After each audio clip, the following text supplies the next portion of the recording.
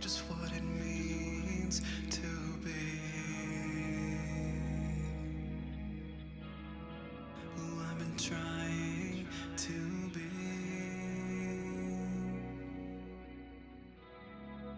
It's been eating at me. It's been eating at me.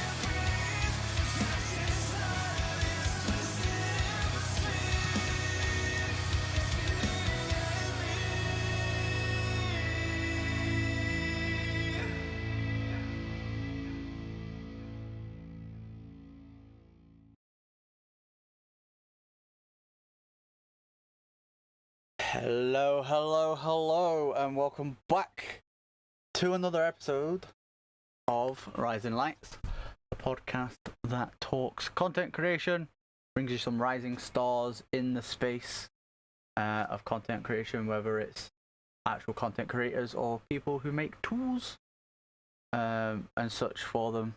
I'm your host, Intrepidus One, aka Trep, and joining me as always is my co-host, Enraged Kitsune, aka Kit. You want to say hello, Kit? You beat me to it. I was just about to. I'm here just like waving at the screen like this. No one can see. What am I doing? What am I waving for? Hello everyone. Welcome to another episode, season 2, episode 3, or episode 34 if you just want to number them from the first. Yeah. So again this week, no guest, just the two of us. I'm thinking I might start reaching out to a couple of people that I want to get back on from last year. See if they want to come back on this week. But as it stands, nobody has I've been saying it in the podcast. I've been saying it on my streams. If you want to fucking be on here, just hit one of us on the DM. At us on Twitter if you can't DM us for whatever reason, and just go, look, check this guy out, or hey, I'd like to come on. That was literally how we ended up having Civics on one week. Was I knew of Civics because of Lee, but I turned around to Lee and I was like, look, dude, I've got no one to be on this week. I'm considering asking one of the guys to be on from the clan, or even somebody who can be on again. If you're interested, let me know. And he went, I could recommend somebody. And he was like, I was like, go on then. He was like, Civics, who raids me a bunch. I was like, oh yeah, I know Civ. I've chilled in his stream a couple times. Let me ask him. And he was in Lee's chat. He asked what was we talking about, and I DM'd him about it, and boom, he was on the podcast. So honestly, if you have anybody in mind, just let me know. If you yourself want to be on, let me know. The advantage of this season, we're broadening it so that it's not just like Destiny people, is that there are no oh well, you need to be able to talk about Destiny with us because we're barely talking about it ourselves. Yeah. Although I have got a few things to say on it this week, so we'll get into that later on. In particular, there's been some recent developments. Yeah. So, as per usual, when we start the podcast, I always introduce the music that we came into. Otis is the founder, one of the founders of Just Wipe It that me and Kit are both part of. He's just said in my chat, for anybody who's on YouTube or listening on the podcast platform, he says you can't afford me anymore, Keck W. So, as per usual, the music we came into was from part of the plan, as you can see on screen. It wasn't this song. It was a song called Frail, about 6 minutes long. So I figured it made perfect sense, since I always have auto ads at 2 minutes for the beginning of the streams. So obviously that's no different with the podcast. Obviously, if you're on the other platforms, you don't get those. So there you go. You also don't get those if you sub to me on Twitch either. So, or have an ad blocker. But yeah, again, we have part of the plan. Awesome group of guys. One of the people in the band, Cody, right here in the middle, we had on the podcast.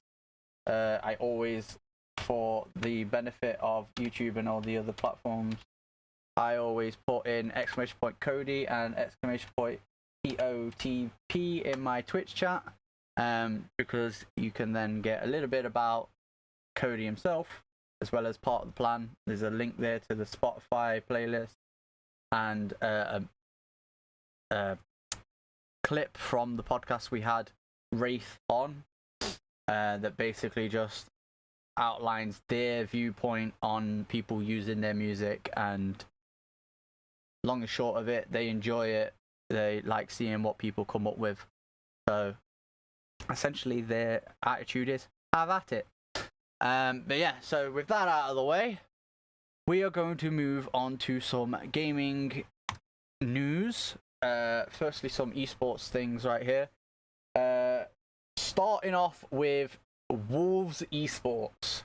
So for anybody who is not, in the UK or maybe even Europe, because probably not Europe, right? It's probably just the UK that would have heard of Wolves. So some people in Europe might have. Depends if they follow English football or not. Right, so in English football, there is a football team called Wolverhampton, or they're just called Wolves, because as you can see, if you're watching on YouTube, you can see just down here, really, really tiny, they have a wolf as their logo, like a wolf's head. But yeah, so they have signed a team for Rainbow Six Siege. Actually, not even just a team. They've signed a top 3 team from the European League of Rainbow Six Siege. And Wolves are in Premier League. There you go. So actually, the Americans might have heard of them if they watch Premier League football. Yeah, they are. How did they do? Are they still in the Premier League for next season, or did they drop I out? have no idea. You're asking the wrong guy. It's the season just recently finished, so I'll just check. Yeah. I know Liverpool and Real Madrid are playing tonight, so I was like, They are. fuck if I know anything else. Oh, I also know that It is all right, 10th. So yeah, they're still in the Premier League. all I know is tomorrow Forest fight for their chance to be in the Premier League against Huddersfield at Wembley. So there you go. That would be great for them, by the way. That's the first time in 30 years. Bear in mind, I'm 29, so first time in 30 years that they've been in the Premier League if they make it. So go on, off you go. Not even my team, but come on. I don't really follow football. But anyway, so I thought that was interesting to note, because we were always talking about how, generally normal sports are going to have to get involved in esports in some regard to stay relevant, because slowly and slowly they're becoming less appealing to younger generations. Now, does that mean that people will stop watching football altogether? Of course not. And will they stop watching basketball or American football or any other sport? No. It's just the likelihood of me turning around and saying to my son, oh, let's go and buy a Forest kit because it's one of the Nottingham teams, is a lot lower than me saying, oh, let's go and buy an Optic jersey, because Optic is my the team that I've followed for Call of Duty the entire time I've watched competitive Call of Duty since Call of Duty goes. Even when they weren't Optic and they were Chicago Huntsmen, I followed them. Like, I'm more likely to buy gaming merch as a sport thing for my son than I am a football team or whatever, is my point. So I just thought that was interesting. A bunch of other teams, obviously with some of the franchise leagues like Overwatch League and Call of Duty League, there are teams that are owned by corporations that own American football teams, basketball teams, etc., etc. So this is nothing new, but this is the first time I've heard of it personally in relation to a British team, a British sport club team, whatever you call it, signing an esports team. So more power to them. If this is the first actual time, I hope they do well, just to prove a point and say to other sports teams in the country, not just football teams, other teams, look, this thing esports is here to stay and you guys need to get involved, otherwise you'll miss the boat, basically. So, Yeah. with that being said, I mentioned Optic, and I'm gonna Yeah, you quickly did, move just on. next tab. Quickly move on to the next tab, which is I retweeted this, so that's why I was easy able to find it. Right, yeah. Optic Gaming tweeted out the Call of Duty Modern Warfare 2 poster with the date October 28th and a pair of eyes. So I assume that is probably when either we're getting information about the new Call of Duty that's coming this year, or when the game is actually coming out, which is more likely to be the thing, because it normally, the latter, yeah, because it's normally end of October, beginning of November, that the new Call of Duty comes out. Actually, more time the beginning of November. So this might be one of the earliest. I have seen we've had other information about this game in particular. Recently as well. A lot more. Some of them are sort of leaks, and some of them are like posters and trailers and stuff. But it is the right sort of timescale for, if not release, an event near to release. Yeah. So that should well be good, because Modern Warfare 2, the original, like, is referred to as, apparently they're not even like called, even though they've called it Modern Warfare 2 here in the hashtag, apparently they're not actually calling it Modern Warfare 2, they're calling it Modern Warfare II, as in that's the Roman numerals for 2. Yes. But and that's probably so that people don't. So it's probably easier to market it that way because of the pre-existing Modern Warfare 2 and the Modern Warfare 2 remastered that are going to come up when people search for it, if they search with that. Not that it will recently anyway, because you'll have the much more recent. Yeah. This is the thing as well. What Otis put in chat, people complain about Bungie recycling content, but they will pay another $80 for Modern Warfare 2 too. Yeah, because they did the same thing. They had Call of Duty 4 Modern Warfare. Was its full title, and then they had Call of Duty 4 Modern Warfare Remastered. Yeah, and then they had Warfare. Call of Duty Modern Warfare, which people are just calling Modern Warfare 2019 for sake of easing. This is the thing, though. That was a reboot of this story. Yes. Even Yokai's calling this Modern Warfare 2019 too. Because it's apparently there's some tie-in with the other Modern Warfare story-wise. I'm hoping there's some sort of tie-in with, like either later in this particular version of Modern Warfare, that there's some sort of tie-in with like ghosts or something, and it explains that, like, I don't know, the Modern Warfare, like Call of Duty 4, Modern Warfare 2, Modern Warfare 3. Or like a separate universe. So while those things happened, it's kind of like a multiverse type thing, if you will. So they can then turn around and go, look, Warzone is where those sort of meshing pots happen. But I don't know how they'd get away with that. It'd be a bit sci-fi. It would have to be, it is, and it would have to be via Warzone. I don't see any other way of them managing to line them all up. Although there was, if I remember right, like some sort of like back in time type. Call of Duty Online. No, I'm on about like some like sort of stasis thing with regards to back in Infinite Warfare.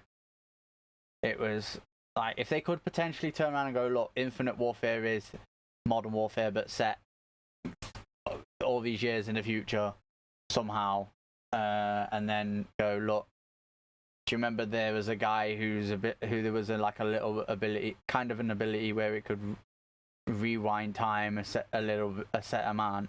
There's a reason for that, and this is like what happened. I don't know. It depends. They're gonna have to find some way of saying, look, this is why we rebooted the fucking franchise, rather than just going, here's Modern Warfare 4. Like, but yeah. On that note, that's one new game. Here's another one. For anybody who hasn't played Fallen Order, you might want to get to playing it if you enjoy the Star Wars in any way capacity, or what's it called? Dark Souls-esque games, because this does have a difficulty kind of like that if you put it on higher difficulties. Basically, this is the Jedi Fallen Order sequel, which is Jedi Survivor. I'm not going to play the trailer because it is like a minute and a half long. But long story short, we're going back to Cal Kestis, and somewhere in the trailer, I can't remember where, but you do see someone who has just appeared. There you go. He's just appeared in the Kenobi series, and that's not a spoiler because he's in all the fucking trailers as well. Called the Grand Inquisitor. So, one thing I can tell you is that Kenobi is set 9 or 10 years after Revenge of the Sith. So, there may be some sort of tie-in with this, because it's around the same sort of time frame. But I personally, I saw this and I literally put it in a Discord thing with Karma, my cousin, who also has played through and enjoys Fallen Order, and I was like, hype overload, the fucking what's it called, Toad from Mario Kart, that fucking GIF, hype overload. Okay. I put that in and then just posted at Karma, I know you enjoyed Fallen Order, get this when it comes out, because I am. And there you go. So, couple of good things about games right there. And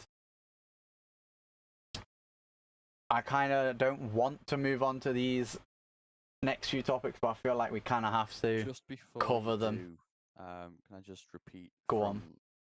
last time when I'd got it wrong and said it would be this week and it's not, it's in 2 weeks' time. There are the various showcases and stuff going on. Ah, okay. So,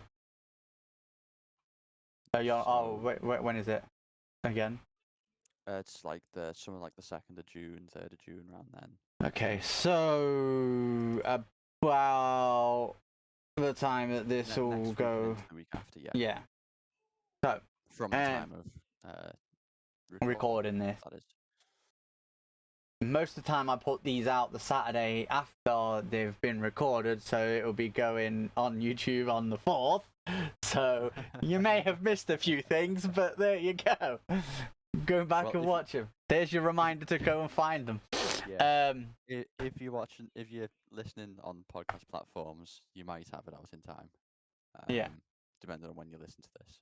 This obviously came about because Kenobi was released on Friday, and Thursday was the start of Star Wars Celebration, and they basically run the Star Wars Celebration basically into this weekend. I think there was a couple things that I seen on Twitter before we went live with regards to this. They 100% are. Oh, they 100% are. That was when it was supposed to happen with Kenobi, if I remember right. It was supposed to come out on May 4th. It was just delayed. But yeah. They delayed it, and that's why there was 2 episodes released instead of just the 1.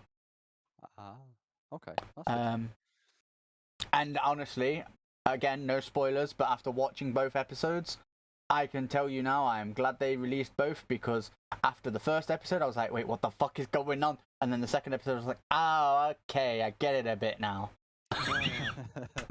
I can't wait for the next one so I can find out more. But right, but yeah. So as I was saying, I don't really want to go on to topics like this, but when the topic at hand sort of incorporates gaming in a sense of they're trying to shine gaming in a bad light, we're gonna go into the things that happened the past couple weeks in America. So let me close this tab real quick. So obviously the day after, or it might have been the night after we did the last podcast. It was. I think it was very close to when we did the last one. Yeah. Yeah, so we it are was a little like bit late talking about this. Yeah, no, it was like it was the day that we did the last one, but it was like into Sunday morning for us Yeah. because we found out about it on Sunday. Obviously, time zones, it's gonna happen. They're 5 hours behind us in Buffalo, and yeah, basically there was a racially motivated shooting in Buffalo, and they're trying to say that Twitch was an accomplice. Because the guy who did this horrible act was live streaming it on Twitch. Now, obviously, ideally, Twitch would not allow such a horrible thing to occur on their platform. But as it was taken down 2 minutes into the stream, I can say that is a whole lot faster than Twitch is usually acting on these kind of things. You know, you report somebody for racial slurs or something, and it takes them weeks to ban them or do anything about it. And, you know, you've had people during Black History Month and with BLM in their title getting racially abused for what seems like forever, and most of the time nothing happens because of it. And bear in mind, when they're celebrating Black History Month, 9 times out of 10, the people that are getting abused are on Twitch's front page. So it's not like Twitch would actually have to go very far to find these assholes that are fucking abusing them. But I digress. It's an 18-year-old guy who racially shot. I'm not even going to say his name because he don't deserve to be, you know, spoken. And then, obviously, as the title of the article suggests, this governor here is trying to call Twitch an accomplice. Now, I'm just gonna go back. I'm gonna say 1 minute. I'm gonna say one thing quickly before you do, Kit. Go on. By saying that, I personally, it just screams. Tell me you don't know how Twitch operates without telling me you don't know how Twitch operates. Okay, so I'm just gonna follow on from that. A lot of people in positions such as hers aren't necessarily going to know much about live streaming platforms. Now, I said I was going to go back to the 2 minutes before. From Twitch's side, you look at it and go, well, because it's live content, for something like this to be on for 2 minutes, like available for people to see what's going on, like that's not great. But 2 minutes is quick. And I saw another article this morning regarding this. That was like the details about how they managed to get it as quick as 2 minutes, even though I did say before it seems slow. Is that they have to have, in order to prevent loads of false positives, they need to have a human element to identifying this stuff. They can't just go, oh, we'll train AI, because Twitch is primarily a game streaming service. You will have graphic content, including weapons, on plenty of places. And what you would have to do is to train anything that's trying to detect these to not detect any game content and just identify content that's like IRL. And you think about it, if you stream off of a PC that is like very difficult. Especially top with of the games line, getting more and more realistic looking. You know, higher resolution assets, better physics engines. You know, being able to have a lot more people in scene than previously available. It is going to be very difficult. However, and I think they mentioned it somewhere in this article as well, is that they weren't just saying that, oh no, Twitch shouldn't have had it on the platform at all, they took too long to get it off or whatever, but that because he was allowed to be on the platform, who's to say, well, not who's to say, but he probably did have other previous streams where he was talking to people of a similar mind and preaching their ideals and trying to spread the similar thoughts that would lead to an event like this, a shooting. Mm. And it's they say before in this article is that it's not just that he streamed it, but he streamed it to people who could then copy it and do similar things in different areas or come back to Buffalo and do it again.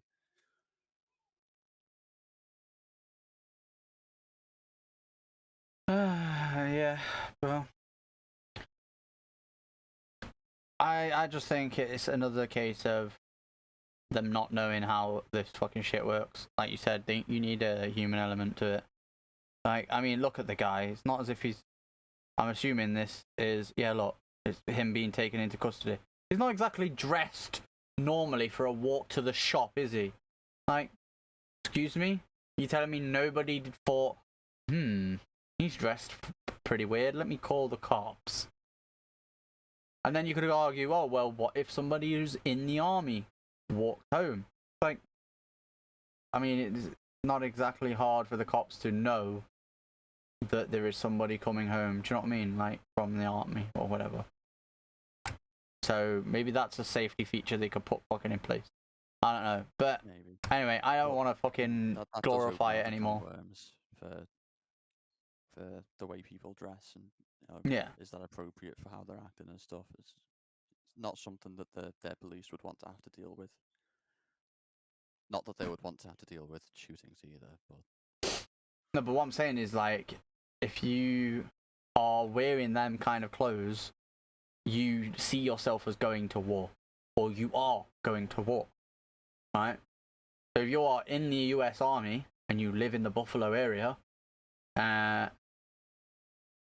is somebody going to be a dick? Somebody regarding a soldier, are they going to be a dick in a sense of going to the police, like call the police department in the local area when they're going to walk through Buffalo and go, look, I'm on my way to my house, this is my address, I am in the army, I will be wearing my fatigues, is what they're mostly called, or 95s or whatever, like that's, I'm going to be wearing my army uniform, is that cool?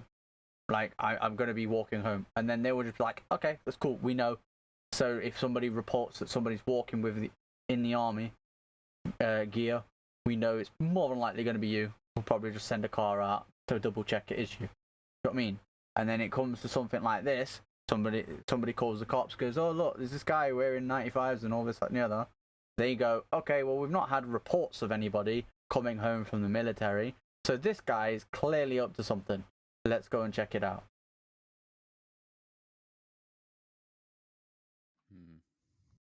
It's just as like an added safety net.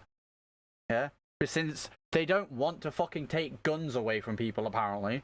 And that gets me onto my next fucking tweet. Like, this right here. I quote tweeted this from Ahmed Jalili. He's a stand-up comedian from the UK. Fucking funny guy. I didn't even realize he was, like, on Twitter, to be honest. But all this, yeah. I saw this in my recommended, or somebody I follow liked it, and yeah, I saw watched this it on my Twitter earlier. Sorry, I saw this on my Twitter earlier. And I didn't actually originally. I didn't even notice who posted it. I didn't. But I saw that you'd retweeted it, and I saw that his comment, but I didn't notice that he was the one who initially tweeted it. Yeah. So, long story short, saw the top of that. This video right here, I will tell you basically what happens in the 1 minute 35. This kid here, he's 13, right? So with his mum, he goes around town because he can't drive, obviously, because he's 13.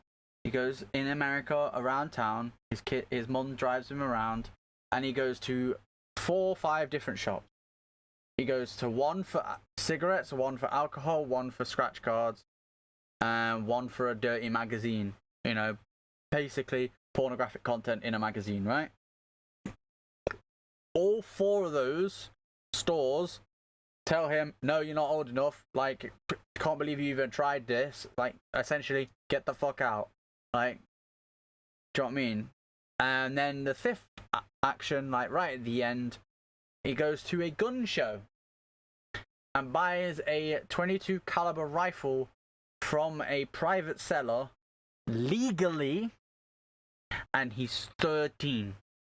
So the point they were trying to make with the video is obviously we can't have them smoke, we can't have them drink, we can't have them gamble, we can't have them view adult like content, dirty content, even though obviously teenage boys, we won't even go into that, but I digress. But we can have them legally be able to buy a gun from somebody privately at a gun show. Because it's not as if it was illegally sold and the guy who sold it to him can get fined or whatever. He legally could sell it to him at that gun show. And so obviously my response was this, in a sense of where this quote here comes from, and the thing about mental health is that there's been a video going around recently of the cop, or one of the cops, with regards to the past Texas shooting that just happened a couple of days ago, which is what this was in response to, saying that the guy who went into the school and shot these kids and the teacher had mental health issues, and they have records to show that he partook in cyber and group gaming. There's not even, oh, he takes part in online gaming. There's the problem. No. So tell me you don't know what the fuck you're talking about without actually telling me you don't know what the fuck you're talking about. And again, as I said right here, like nowhere else in the world has these things. Hello, UK, we're calling. Yeah, we have that as well. Motherfucker, get the fuck out of here. Hence why I put hashtag get real, because I'm not being funny. I have got American friends. Kit's got American friends. Otis is Canadian, and a lot of our friends that I've met through Otis are American. I've got family over there. There you go. But it seems to me, when it comes to things like this, the politicians, the police, whoever, are looking for anyone to blame but their fucking laws and not having tighter control on how they issue weapons. You need a fucking... Hell, I've been playing GTA RP, yeah? I mentioned this in the last podcast, if I remember right. Yeah? In the digital city that is based in America, yeah? And this city is ran by an American couple, by the way. And apparently most cities are like this in regards to GTA RP. You have to buy a weapons license, right? You can't buy one of those if you're caught with an illegal weapon after doing a bank job or doing a store, like anything that's relevantly violent, right? You're not allowed. It's just, you're banned from being able to buy one, right? For a reason, because they don't want you to have easier access to guns, right? So why can you not just simply put in place some sort of fucking mental screening, or like, okay, you need to have had all this fucking training with a weapon before you can actually go and buy one. It's not that fucking hard. I recently got told, funnily enough, by my fiance after the Buffalo shooting, that she's not sure how true it is, but the reason we have tighter gun laws now is because we didn't used to, is because there was a school shooting in Scotland. And after that, apparently, they shut it all down. They went, nope, no fucker can have them. Get the fuck out of here. And guess what? The only people that have them now are those that have access to them through the black market, in a sense of like, you know, career criminals, gangs, those kind of like, you know, people you would expect to have them anyway. Let's face it. I was just gonna sort of extend that on. You know, things like you know, military police or plain military. Yeah. Might have them. Or I've got a farm not far from mine, and I would imagine he had, or don't know if he still has, a shotgun. Yep, You know, most of them do to shoot but the fucking everyone boxes and else shit. wouldn't need one, so shouldn't have one. Exactly. And I've seen some things saying that, you know, okay, some of them some people bring up the argument of like, well, self defense, I need one because everyone else has got one, so if I'm going to defend myself against someone with a firearm, I need a firearm. But then you look at some of the people who are claiming that, and the weapons that they're saying are for self defense are huge. Yeah. What kind of self defense requires a massive AR when a handgun would I kill the saw civilians? I'm not being funny. I saw a video, right, and it fucking made me feel sick after watching it. It was a Fortnite pro, and I think he got dropped from the organization that he played for. He said the N word for one, right, with a hard ER, right, and referred to it as a N outbreak, like he saw them as like some sort of fucking zombies, like, and I'm talking this room that he had in this video was the size of my bedroom, and every inch of wall had a shotgun or an AR-15 or an AK-47 leant up against the fucking wall.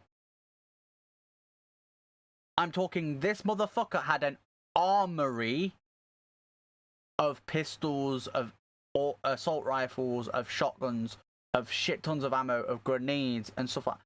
And this guy is a Fortnite pro. Like, pro gamer. For one, get him fucking out. Like, I hope no organization touches the cunt with a 10-inch barge pole. For two, to then say, look, I've got these in case of an N outbreak, as if, you know, obviously you all know what word I'm referring to, but I'm just going to say, he's referring to black people as if they're zombies. Like, what? Are you fucking stupid? Like, what kind of upbringing are people having to think that, you know, going into a school and shooting it up is acceptable? Going to, like in the Buffalo case, going to an area where people are just mindlessly minding their own business, doing their shopping, and shooting the fucking place up. Or this guy collecting a shit ton of guns and referring to, referring to people as an outbreak. Like, these are human beings you are talking about, my guy. Like, I'm sorry, we're gonna move on because otherwise I'm just gonna get fucking pissed off, and we're gonna be on this for the rest of the fucking time we're on the podcast. Alright. I just really needed to fucking mention them because they're incorporating gaming into the problem, and it's not the fucking problem because everywhere else in the fucking world has it. You just need to figure your own shit out.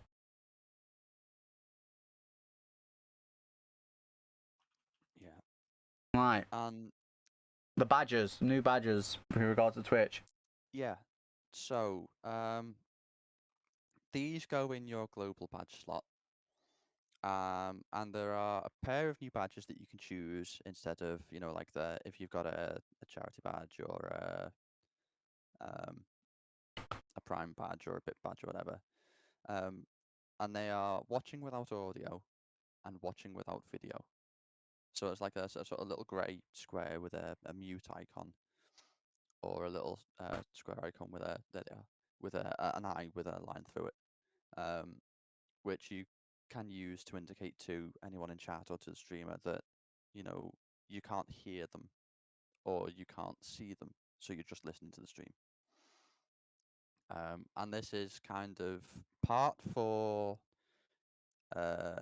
people who lurk or whatever, and I'd say that's about 10-15%, and for accessibility. So if someone who is deaf wants to watch someone on Twitch, maybe they would want to make it known that they can't hear the stream, so that trying to talk to them without like directly facing the camera or whatever wouldn't be a great idea. Yeah. It makes honestly, it makes perfect sense. The watching without audio for deaf people, it makes sense to me. But in the sense of like, if I was to watch Kirby, who I was watching before we went live with this podcast, I wouldn't have no audio on, because if I have zero audio, unless I've muted the tab, which in that case I'm not really watching it, you know. Yeah. I'm not like, so if I'm muting the actual player, so obviously I've got an advert up here. Alright, let's say the player is here, you've got your pause button, you've got your soundbar. Here, look, this is muted. If this was Twitch, I would not count as a viewer. So I'm not like adding to the viewer count for Kirby to be further up in the list. So I personally just wouldn't have that. But with regards to the example you gave of someone being deaf, I could see why this is going to be very fucking useful. This, on the other hand, watching without video, might be one that I actually end up using myself when my kids go back to school, not this week, but next week. Anytime I pick up my kids, because I can just turn around and go, look, I'm listening to the stream, I've not got video. If you say something and I chime in, just know that I'm going to need you to say what is happening in response to what I'm saying. Yeah. Or whatever. So like you said, or if I had I was listening to this podcast, for example, and I had chat open, but I didn't have the stream open. I had chat popped out in a dock somewhere. Yeah. You know, so then if I ask a question and you were pointing at something on the screen with your cursor and saying, no, it's this over here, would you be able to go, oh, well, I can see he's got it, he's got the badge show and saying he's watching that video, so I'll not say, oh, it's over here, I'll explain a different way. Yeah. I'll say, look, in the middle of the screen, I've got 3 things. One's a paragraph of text, and then 2 are the new badges and explains what each badge is used for. Boom. And that's basically what I've just done right there. Yeah. For exactly what you was on about. So yeah, there's another cool thing. Another new badge and feature. Which one's this that you've got? Oh, I'm really excited about this one. You can finally credit your artists. There are two ways to do it. First is you can allocate them a badge, sort of like you can, like if you say someone's a mod, they've got like the little mod badge next to them, or you give someone VIP, they've got the VIP badge. You can give them a little badge. It's like a little sort of paintbrush and palette in blue. Yeah, and so on my chat, if Civics talks in chat, you'll see it. Yeah. Because I got my my overlay thing. Yeah. Because he made me my overlay thing for Apex. I've given him the artist badge. Because I think you have 5 that you can give away. Yeah, you have 5 that you can give to people or can allocate. He's also said something about giving me other assets as well that he's making for me. So the other thing that I think is really nice is when you look at emote details. You can set the name of the artist for that emote. So let's say you've got like 2 or 3 different people, and they've been sort of collaboratively working, or you've been going to different people at different times, and you have a suite of emotes. Yeah. If someone looks at your emote, like if they sort of click on it to show the details pane, it'll say who the artist is with a link to their channel if they've got a Twitch channel. Well, this is the thing. They actually have to have a Twitch channel, because I tried to link mine and they don't have a Twitch channel. So I can't. So can you not put the name in? At least I don't think so. Oh, that's slightly annoying. But Twitch, mine were made by Twitch. Put the name in and just say not a Twitch channel. Mine are made by my emotes. The 2 because it's these two that I'm just putting in chat now. They were made by GC Fresh Ideas on Five. Right. Obviously, my Love Beam one I used for the Love Overload animated one, but I used Twitch's animator to actually animate it. So that's literally just that emote with an animation. That's it. Yeah. But yeah, so there's another cool thing that Twitch has added. Twitch could soon add clips of bad behavior to streamer bans. Yes. So we've seen plenty of cases where people have been banned and then they sort of proclaim, I don't know what this is for, and then they go about trying to get it unbanned, and then it comes out what it was for. Whereas this would just make the whole process a lot quicker. You're like, you've been banned, here's some evidence as to why. Here's more details on the reason, and here's a clip of one of your occasions where you've done this. Yeah. Essentially, here's the reason why you were banned, and here's what we didn't fucking like, and stop being a cunt. Yeah. So to take one of the examples is that let's say someone was banned for inappropriate attire, which is happening quite a lot recently. They would have a clip to show, okay, here's what particular piece of attire we thought was inappropriate.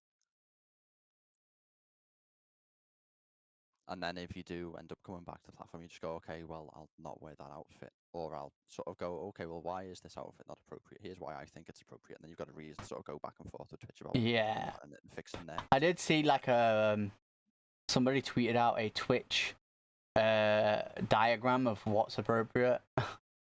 And that was pretty fucking funny. It was dangerously close to nipples, by the way. But anyway, heavy duty ban hammer. Twitch should change rules on how the bans work. Is that they're changing some of the rules about how the bans work. So obviously they will have more detail in. And this article says it right there. Issues raised over the last few months with high-profile bans for which no reason was given. So it's kind of like what I said before was across these two articles. The last one was just saying, oh, well, there'll be clips, and this one will be what they're going to try and make the notifications more detailed. Mm-hmm. And it also mentions the Buffalo thing, yeah. As well. Reruns being discontinued, thank fuck. And some viewers are not happy. Motherfucker, you've got VODs, go and watch them. Like... Yeah, but the thing is that if you've got a regular, like, let's say you stream every day, and you always have people come in to expect things, and then you decide that one particular day you can't stream, but you still want to provide them some content, and you know that people are going to come in to watch some of your stream, you could issue a rerun. And it is marked very clearly that it's a rerun. You can't miss it. So they wouldn't come in and go, oh, why aren't you replying and stuff? But if they could also go and watch someone else, or they could do something else with the time, or they could find a VOD to watch. So it's all about... It's weird. I don't think they should necessarily remove it. I think they should. Just because it is useful for kind of keeping consistency going. I mean, no, because I'm sorry, I completely disagree with that. If you can't be on, that is not you keeping the consistency by running a rerun.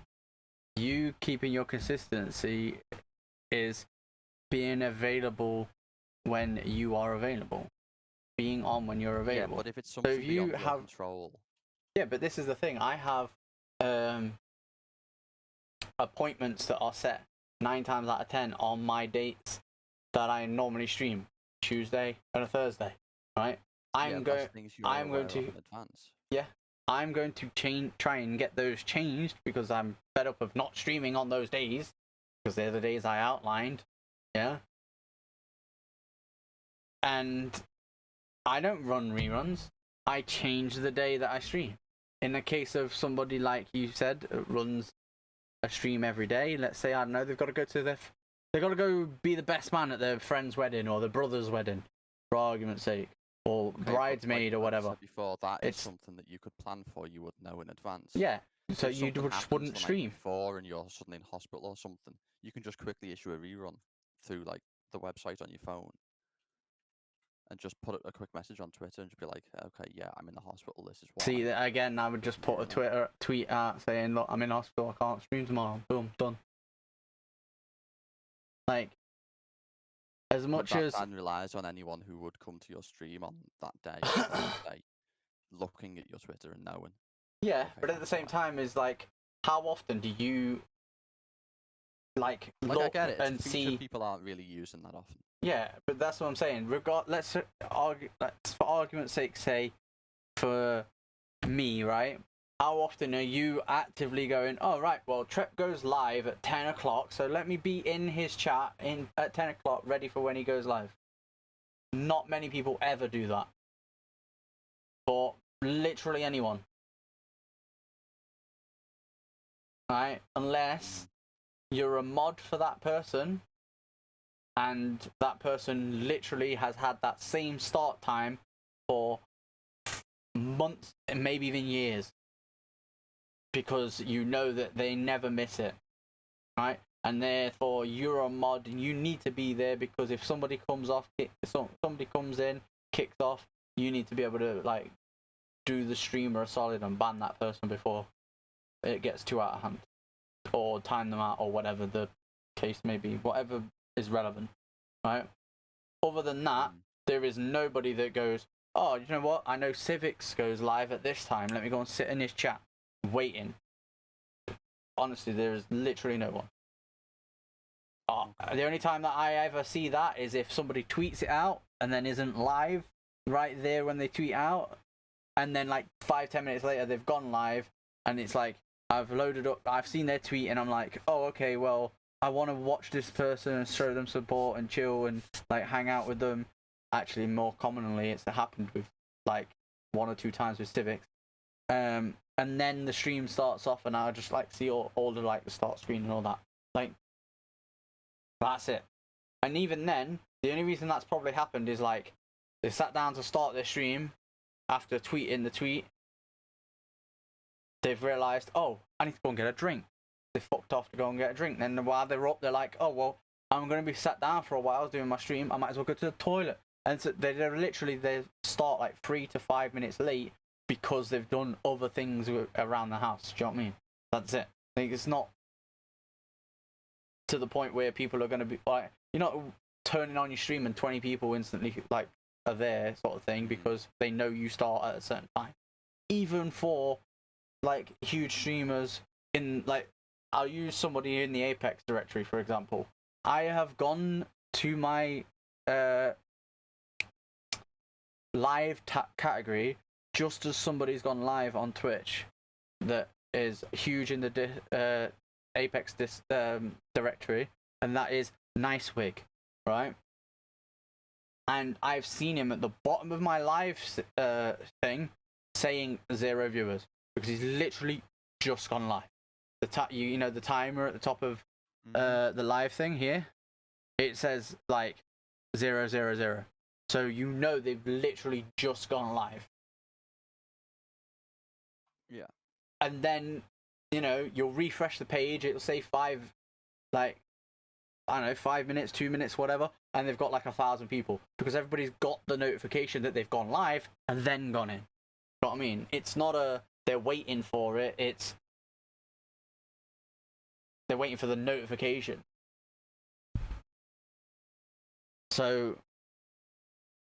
issuing a rerun to me just kind of like is like, oh well, I can't go live, so let me just issue a rerun, and then people will get the notification, think I'm live, and jump in, and then they'll realize, oh, it's a rerun, because it obviously comes up in the bottom of the stream that you're not live, and they'll go, oh, okay, well, or it's content they've already seen, and then they'll go, oh, okay, well, I am, and then close it down.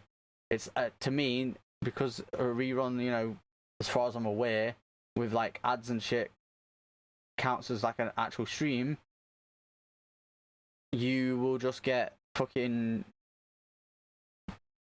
It's essentially, to me, it's like cheating. It's like if you can't be there live, it's a live streaming thing, then you don't be there. Like a rerun to me is content you'd put on a YouTube channel. Like if you actually are proud of a particular stream, fucking highlight the whole stream, put it on YouTube. Here's a VOD from X number of days. Like a bunch of big streamers will actually just go, okay, my entire VOD is getting ripped and put straight onto YouTube as soon as the stream's done, because that way anybody that miss it can still watch it. And then on Twitch they will have subscriber only mode on for VODs. So if you're a sub and you want to watch it on Twitch, so you can see all the chat and everything go by and see what people were talking about whilst they were going through gameplay and stuff, you can. But if you're not, you have to go and watch it on YouTube. And it's a one way to, you know, promote that streamer to promote their YouTube channel.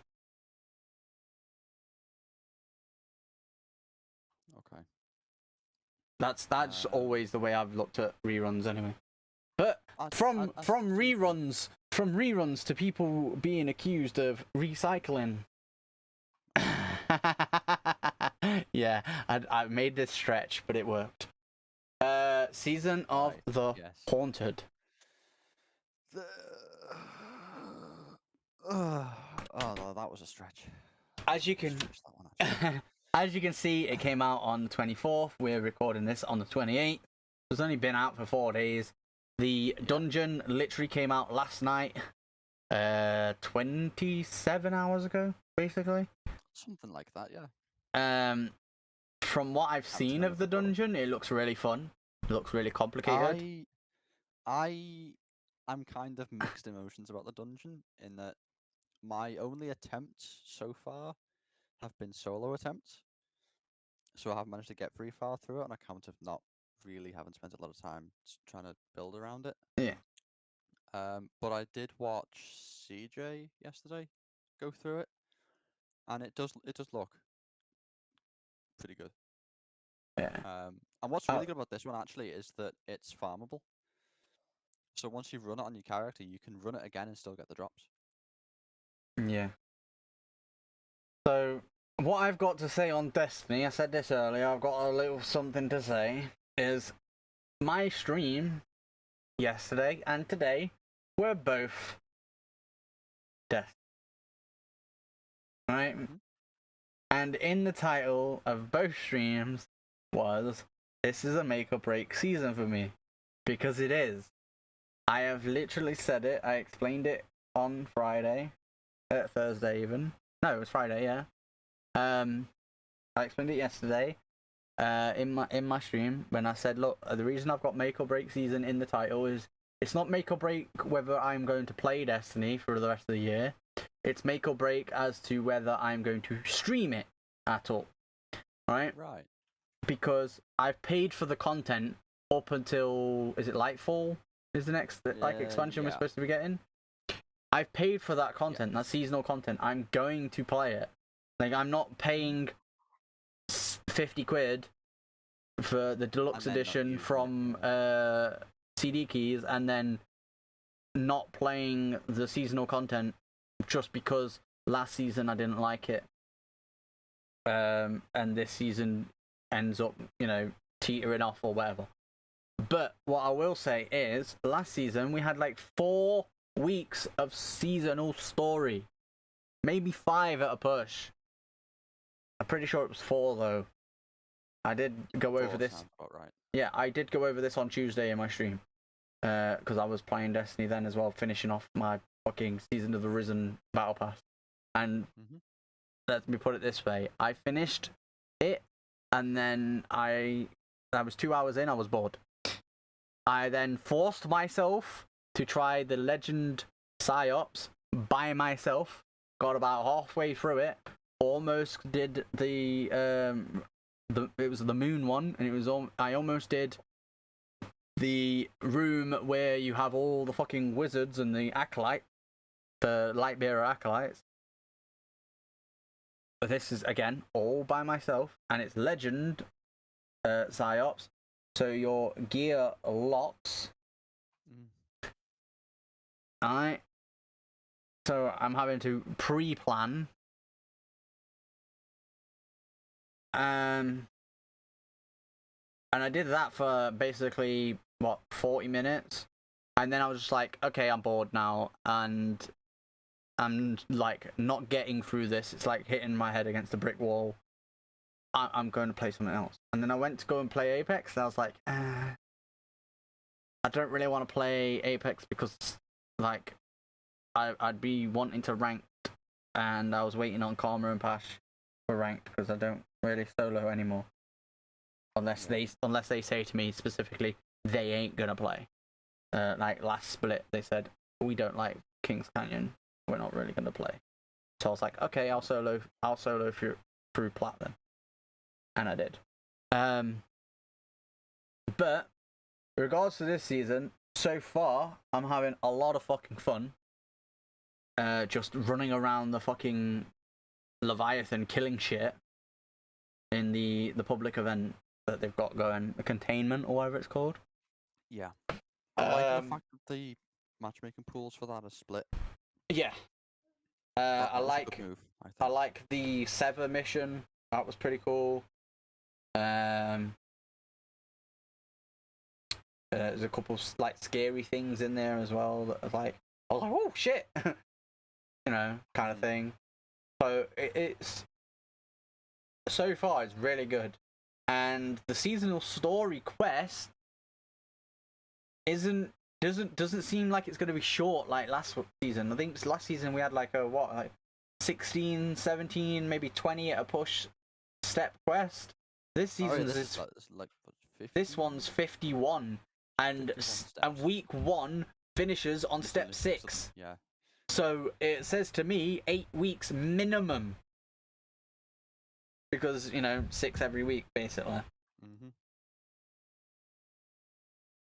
So minimum, you're going to get 8 weeks, maybe 9. And if they have 1 or 2 weeks where it's a little bit shorter and it's only like 4 steps, you could get 10 weeks out of it.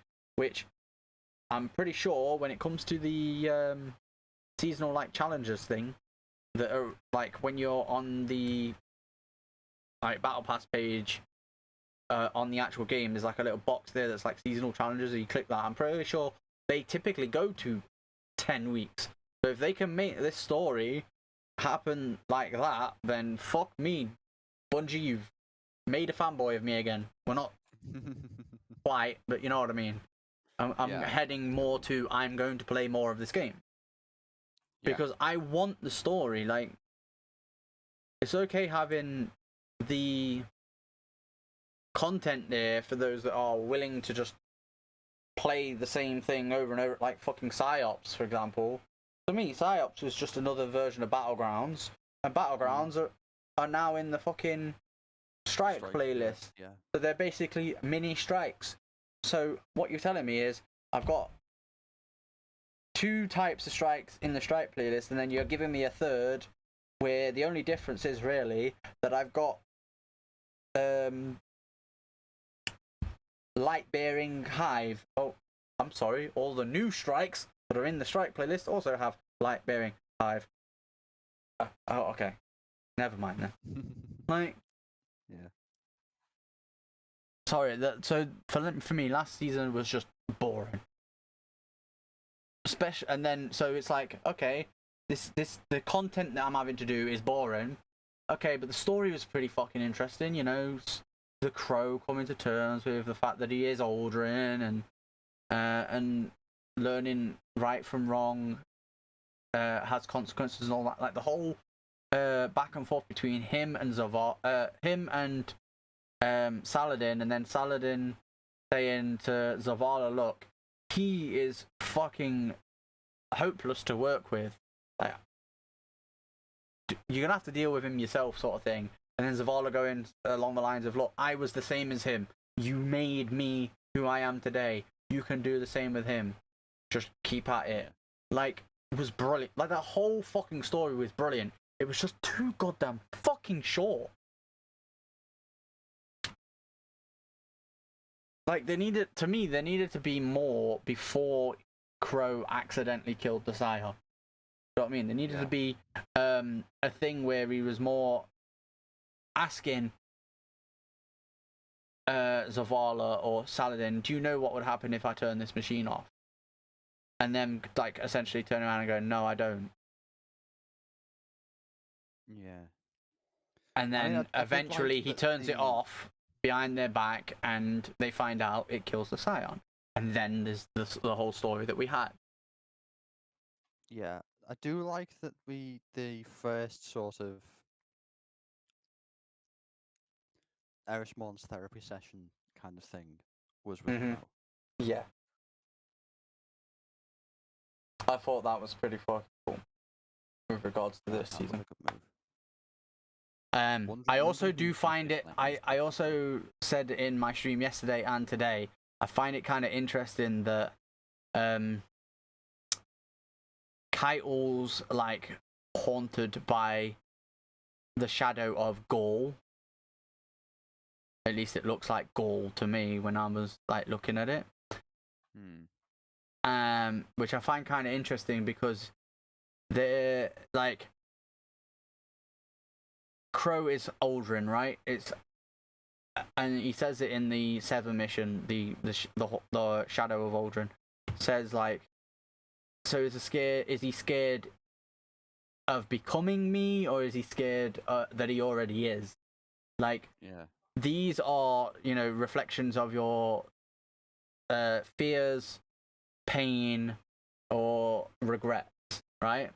So obviously, in a sense of fear for Crow that he's scared he is Aldrin or he's going to just become Aldrin again, and he looks at Aldrin as a different person and essentially calls him a dickhead, like he hates him.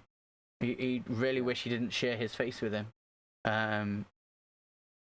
Obviously he's happy to have the memories now to know that he can, you know, take a different path or whatever. The woman here, you actually encounter her in like the entrance mission, and you find out her name is like Zoraya or something. That is, if I remember correctly from the lore, Zavala's ex-wife. Like, and I say ex-wife, she was married to him when she died. So technically, it is his wife, right? Obviously, she's dead. Like in the lore, she's actually dead.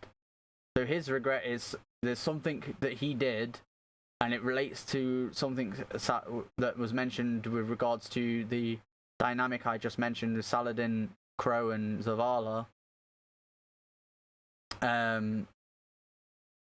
When Saladin said something about being impulsive, it's in the last part of the seasonal story for last season. Something that Zavala did or didn't do caused her to die.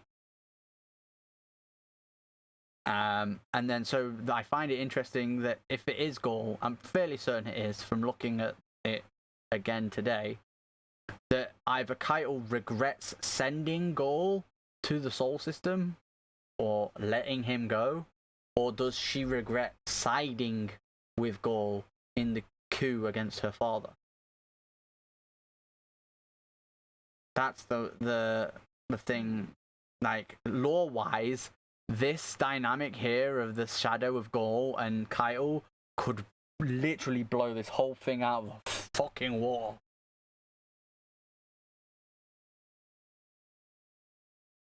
So I assume next week we're either going to get Zavala's or we're going to get another tribe of Crow.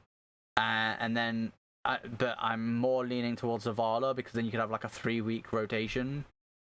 After the fact of the story being over, and the Keitel one will be last, because the nightmare of Gaul was actually one that we faced in Shadowkeep, so it makes sense. We did also briefly have a nightmare of Crota, didn't we? Yeah. So it would make sense that, like, out of the 3 of these characters, you know, Zavala's wife, Crow's old life, and Keitel's co-conspirator that we killed, that he is like the big boss for the weekly rotation. You know how Bungie puts everything on like a 3-week rotation. The cursed weeks, you had the 3-week rotations on the thingy during the blind well thing during the season of the Lost. There was different bosses each week for 3 weeks, and then it rotated again, that kind of thing. Like, I can see them doing this again with this. Ideal example as well, even last season you have EDZ, Cosmodrome and Moon as the 3 psyops, and then when they became the legendary, like, they were put in a legendary pool, but there was only 1 a week and it was rotating every week. Yeah. So I could see the Sever mission doing the same thing with regards to this. Hawk Moon mission, that was the same. 3 different bosses, it rotated once every week. So, with that being said, I think that that's what they're going to do, and he's going to be like the big bad boss, and we'll find out what her regret is. I do think as well, though, lore-wise, some of the things that happened during the containment public event do lend themselves to potentially being the dark storyline, like the Exo Stranger has tried to warn us against, which is that Eris becomes corrupted and becomes like a puppet of the darkness, and she actually becomes the Witch Queen. Like, that's her title in the dark timeline that the Exo Stranger is from. Right? Because if you're doing the containment, like, public event, sometimes when you've got the scythe, the Reaper scythe, and you're killing a bunch of shit, Eris will come over, like, the radio, whatever you want to call it, like a ghost network, and just be laughing maniacally. Like, like, sort of thing, like, fucking crazy. It's just like, wait, hang on a minute, are you sure you're not Dark Eris? Like, from this dark timeline that the Exo Stranger warned us about. And it would kind of make sense leading that way, right? Because she had the hive magic. We thought she just, like, learned it on the fly in Dark Below. Then it comes to Shadowkeep, we kind of find out, look, she was down there for so long that she survived because she learned the hive magic, but maybe she got corrupted through the learning the hive magic by the pyramid while she was down there, didn't realize it. Then we found the pyramid in Shadowkeep, and then, you know, the fucking nightmares came about, and maybe her nightmares weren't so much of clearing her conscience as they were clearing her of the burden of she led them to their death. She knew that they were going to die because she was corrupted before going down there. Who knows? But if we do find out something like that, I don't think it would be now. No, it won't. But again, I think it could. Like, Keitel kind of, like, alludes to it, because she says, look, remember what happened to your last advisor, meaning obviously Osiris. She goes, do you really trust this one? During one of the cutscenes, right? Which I get. That's going to be a thing anyway. Keitel would be skeptical because of what happened with Osiris. That she's never met Eris before this season. And then Eris is like, oh, we need to do hive magic to bind these shadows to you. And the last time Keitel had hive magic around her was on Torah Battle, when guess who fucking walked in and took the place over? Oh yeah, Xivu Arath, Hive Goddess of War, because Keitel's fucking war general, who taught her everything she knows about tactics and shit and how to be a pilot and everything when she was a kid under Callus's rule, had become obsessed with a hive artifact and ended up doing a hive ritual to summon Xivu Arath to Torah Battle. And then obviously, because they're a warring people and she is the hive god of war, she became more powerful due to their want for war. Like, didn't take much basically to get Azivu to come to be there. There's already enough blood on the sands, essentially. But I love like the lore shit. I could keep fucking talking about it forever, but we ain't got time for that. So, maybe with that being said, lore episode. Yeah, we might have to. I'll have to ask somebody else this. Maybe a bit of a lore head. Maybe Liquid will finally fucking come on because he's a big lore head. I've been asking him since That'd be good. Fucking, I've been asking Liquid to come on, Liquid JSF, right? Since Sev was on, and he was on episode 2. I was like, look, we'll have Rafe on episode 4, then we'll have you on like episode 6 or something. Yeah. He's like, oh, well, I'll see. And it's like, bruh, you need to come on. And then like, obviously, never happened. So. Right, let's have a look. With that, I'm going to thank everybody for watching the podcast. If you're watching it on YouTube, listening on the podcast platforms, if you are doing that over there, I'm going to set the marker for me to finish the podcast for YouTube. Thank you very much again for watching. Thank you and bye-bye. Bye.